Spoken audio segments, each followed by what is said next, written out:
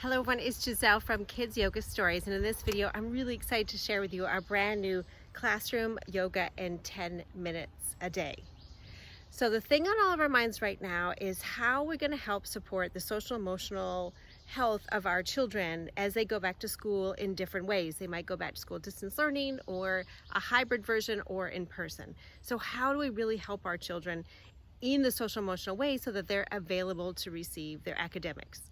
I was listening to the news the other day and I heard that 50% of children are saying that they're feeling anxious and depressed as a result of COVID, and that schools are integrating social emotional learning, and it is a focus this year.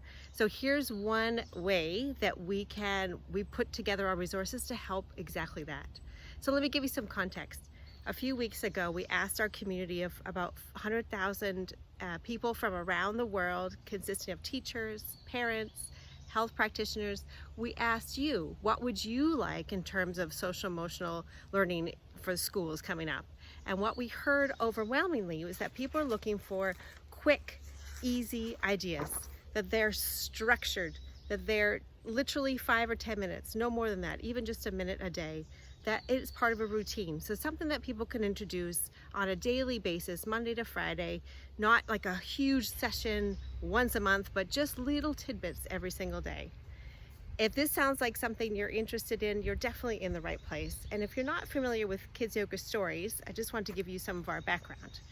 So we're a mom-run business with women around the United States. I myself am a parent of a high needs child. I am a former elementary school teacher, and I have my yoga training. So for the last 10 years, I've brought these three things together: my parenting background, my education background, and my yoga studies, to create yoga and mindfulness resources to make it easy and fun to integrate into your classroom and your home and your studio or anywhere else that you're introducing yoga to children.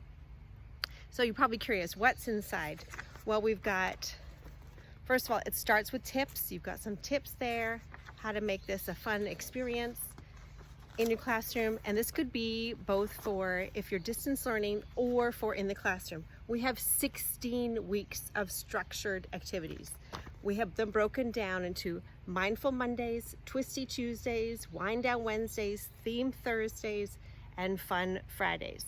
So in this, you have a collection of yoga poses, meditation practices, mindfulness activities, yoga games, coloring pages. So you have a whole variety of different activities to suit lots of different learners.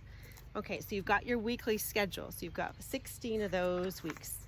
And the reason I chose 16 is because looking at our calendar, even though we're in school 9 to 10 months of the year, there's often times where we're broken up with holidays or getting situated into the distance learning or whatever. So I figured you're probably looking for about 2 weeks, and that will allow you some flexibility. Next, we have our weekly schedule. So here's week 1, for example. You've got all of your listed Monday to Friday, and then you have a little blurb about all the different activities. This will help you plan ahead of time. And then there's a printable for each one. This is literally just to print out and go. So these are all daily yoga and mindfulness activities. So for example, on week 1, Mindful Monday, something as simple as a pause breath. And even if you don't purchase this, if you're watching this video and you take away one thing, it's the benefit of taking a pause breath. Just a moment to take a deep breath. It will help calm your nervous system. It'll help ground you. It'll help you with your self-regulation skills and with coping strategies. And guess what? We are doing this with children, but it absolutely benefits us grown-ups as well.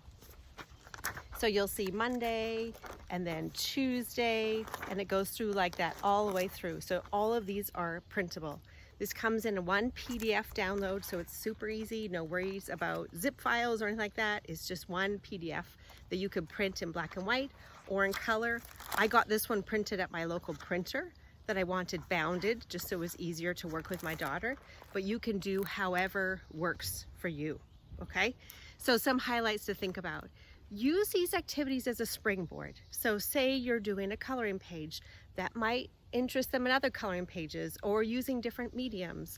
If you're playing games, see what other games they might be interested in. So definitely use these ideas as a springboard, and maybe choose ideas you might want to mix things around depending on what you're teaching that day. Okay? And I also suggest, secondly, is use this as an anchor.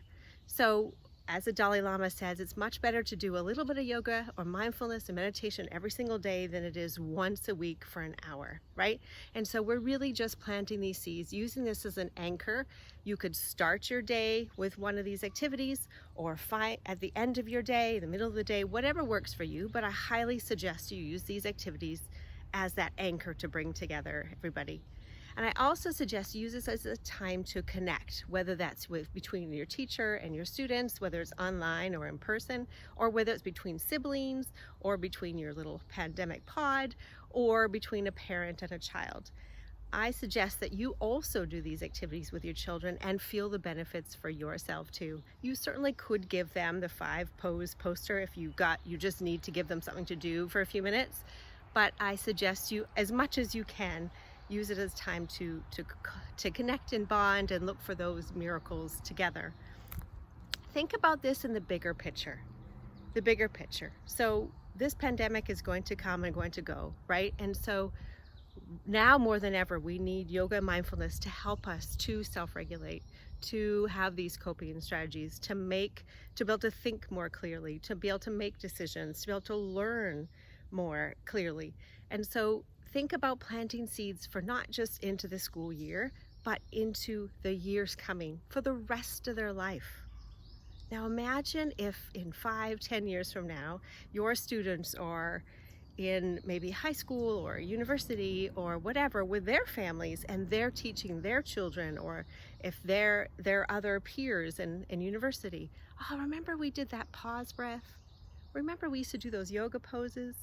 Now imagine the difference that could make in a child's life if you are coming from that point of view of this is for them for life. This isn't just a quick one and done activity, but for them for life.